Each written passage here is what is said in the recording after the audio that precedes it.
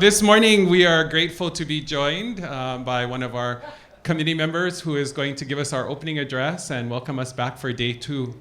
Oftentimes at events, you hear people say that this person is so well known and everyone knows them and they don't, no introduction is needed, and then they proceed to give you a lengthy introduction, yeah? So everybody knows Keiki, no introduction is needed. Keiki.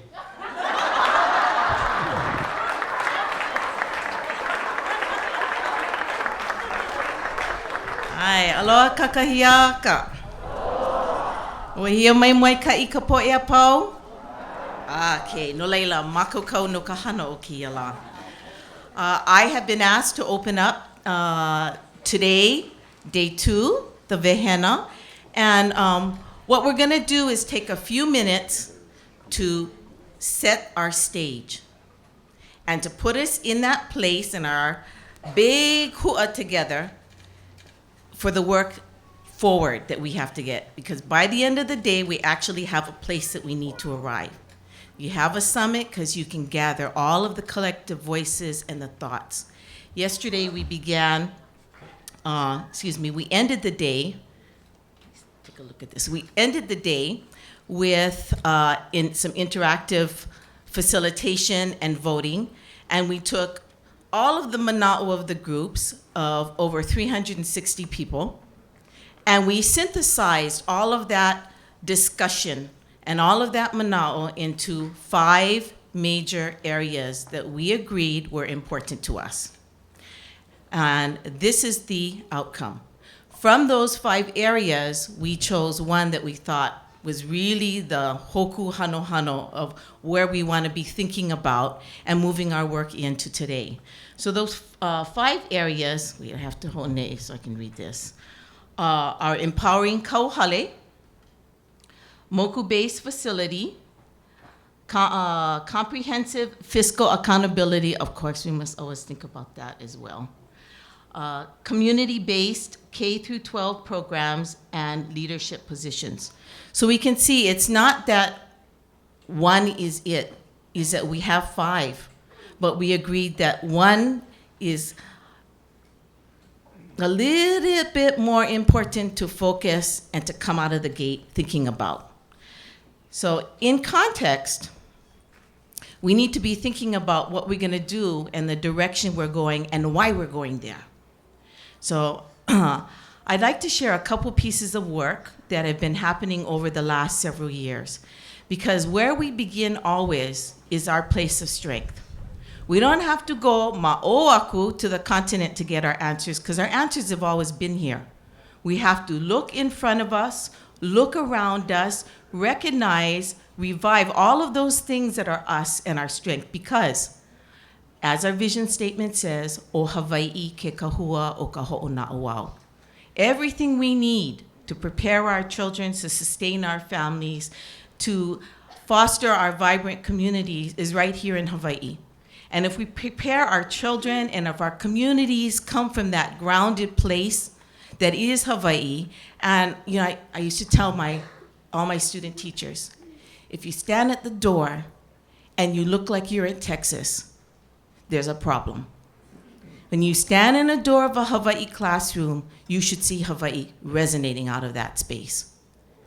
So for generations, we've been looking at ma'o. We're not going there. That's not what this is about. So there are a couple pieces of really important work. The most recent piece has been around the most recent policy that the Board of Education passed in May. It is an outcomes policy, which means that from this, planning will be happening and implementation to begin to roll out and to shape what this thing called the E3 policy. It began with the discussion of the GLOs. We all know the GLOs, right? General Learner Outcomes. And when we look at that child at kindergarten and graduating at 12th grade, what are those major things that we want to see resonate out at us? And so the Board of Education, with much help, we honored her yesterday, but we really need to honor her and the working committee, and that's Cheryl Lupe Nui, Ka'uhane Lupe Nui, Because somebody has to step up to the plate and take that courageous first step and be that voice that cracks open the door, that we can always begin use our little kaumaha from our kino and open that door. She did that and worked with communities, gathered us together, and the discussions began around that question. When the student graduates at 12th grade, what are we going to see resonate from that student? So it's more than just looking at the academics. And we really use that as a solution that we'd like to offer up for all students in Hawaii. So this list here were the underlying assumptions that went into the discussion of what now is the E3 policy. First is that these outcomes are all for all students, that we can provide the solution for all of Hawaii students because o Hawaii ke kahua oka ho'o na'oau. So they encourage resiliency and growth. They're grounded in Hawaii. These outcomes are already happening. The DOE is not alone in this work, pololei, because we're starting with our strengths. These are multiple pathways to reach these outcomes. There are multiple pathways, and the work requires that we include more than just content knowledge, but also character development, including actions and behaviors. So those are some of the underlying assumptions that went out to communities. It had to all the different complexes across the state, and we had discussion around that. The policy was drafted, presented, and it was approved in May. So I pulled this out of a section of the actual policy. A policy, we are calling it for short the HA, taken from Na Hopena'a'o. Those are our Hopena, our outcomes, our learning outcomes. And this is right from that policy document. With a foundation in Hawaiian values, language, culture, and history, HA reflects the uniqueness of Hawaii and is meaningful in all places of learning. HA supports a holistic learning process with universal appeal and application to guide learners and leaders in the entire school community. Isn't that beautiful? Isn't that a step forward? Huge step forward. And so there are 6 aono that I'm going to share with you. I'm actually going to give you one sample, but from the Hopena'a'o, as we were discussing them, we started talking about a strengthened sense of, and what are all those parts, including academics and beyond, that are important that we want to see pa'a in our haumana. Part of the discussion also is, in order for it to be pa'a in the haumana, it has to be pa'a amongst all the people in that learning environment. So that means the kumu, that means the pulumihale, the custodians, that means the kakao ōlelo in the ke'ena. The environment needs to resonate those values that we value for our children to have. And so out of this discussion came 6. Belonging, so a strengthened sense of belonging, a strengthened sense of responsibility, a strengthened sense of excellence, a strengthened sense of aloha, a strengthened sense of total well-being, a strengthened sense of Hawaii. And what was really interesting that wasn't planned, I promise wasn't planned, but it came out as when we're finished, Kau'i was the one, she said, oh, it spells breath. And we looked at the Hopena'a'o, and that spelled ha. Must be a sign we're in the right direction. So this is one example of one of the Hopena'a'o, the strengthened sense of Hawaii. We really tried to gather from our ʻike kūpuna to keep us grounded in the lens that we were looking at for our direction. So we chose O Hawaii ku'u'aina kilohana as that sort of context to take a look at this issue of strengthened sense of Hawaii. And as you can see, it has this ōlelo down here, every student is enriched. And I left it here because that's where we began our discussion. But where we ended up is it needs to be that all have that enriched, or all are enriched by the uniqueness of Hawaii as our prize place. So That's going to take the planning and implementation and teacher training and all of that into a different place. Because what we do with our students, so do we need to be the role models for. So the next piece that I'd like to share with you is a piece called Nā Honua Mauliola that has taken lots and lots of process.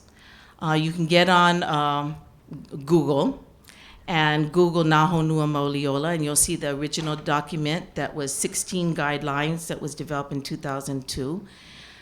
And what happened from that, we agreed that we would use it as a moving forward document. Try it out, see how it works, learn from those lessons, because we're figuring out what all those pieces were as a collective voice. And the original writing committee for that was about 14 members, sort of kind of a womb to tomb kind of representation in education. And then about 7 years later, in 2009, we gathered the group and doubled it so that we had some researchers, we had more teachers, we had more administrators, a wider breadth to relook at that work that was done. And what we agreed on is that if you were in the midst of that kind of work, those guidelines made sense because they're broad, but in their simplicity, they were also very, very deep. But we decided to pull out from them the major pico from each of those ideas, each of the 16 guidelines, and group them, and we came up with 9.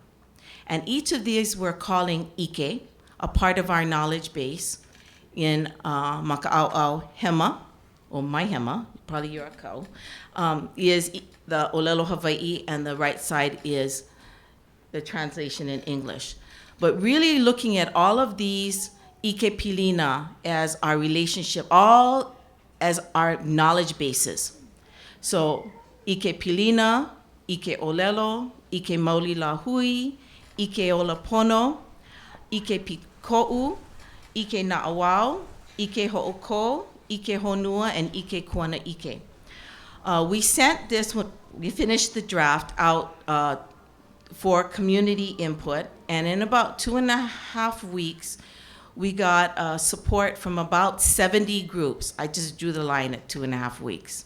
So that says something is pono about thinking in that direction. So I'd like to share one example. We did the same thing that Nā Honua Mauliola was done before our recent HA. We went back, thinking, touching bases, connecting up with our own ʻike Hawaii, as we began to think about each of these 9 ʻike, or ala ʻike. And so this one pretty much shapes the thinking of what we're calling ʻike mauli lahui for our cultural pathway. And we use ku I ka mana ai. And so for each one of those 9, we created first an envisioning statement for each one of them, and then how we would begin to action out that idea. So in a sort of a makahana ka ʻike beginning. So this is the ʻike mauli lahui. We envision generations who walk into the future with confidence in their cultural identity and commitment of service to Akua, Aina, and each other. And we can do that by perpetuating Native Hawaiian cultural identity through practices that strengthen knowledge of language, culture, and genealogical connections to Akua, Aina, and kānaka. So that is one example of the 9. Mahalo. So I want to leave this with you as a place to be thinking about as our starting place for today, from which we will hear several panel presentations, and we will gather again for facilitated conversation, and as well as our voting, and to look at our success indicators. Because we need to be able to take our pahuhopu, our goals, and begin to put them into some kind of shape and form for practice, because it is not vai unless we can do it, and get better at it. So I'm going to leave you with, Walter said, remember to remind everybody about our awesomeness. We're going to use that awesomeness today to vision and actualize forward, thinking forward. So as you're thinking about these ideas I'm sharing with you, I'd like you also, in your no'o and in your na'au, to take somebody that you're thinking of that helps you with your motivation, that you can actually visualize and see that keiki. Somebody maybe that you watched grow up from li'i, aikava, kānaka makua until maturity. Somebody that can help you be thinking about how all the ideas fit into practice. And so the best place is to start with that pilina, from those places that feel real to us, those children that we think about, that we impact, whether they're in our families, our communities, or our classroom. And from there, we are going to holomua. Mahalo nui.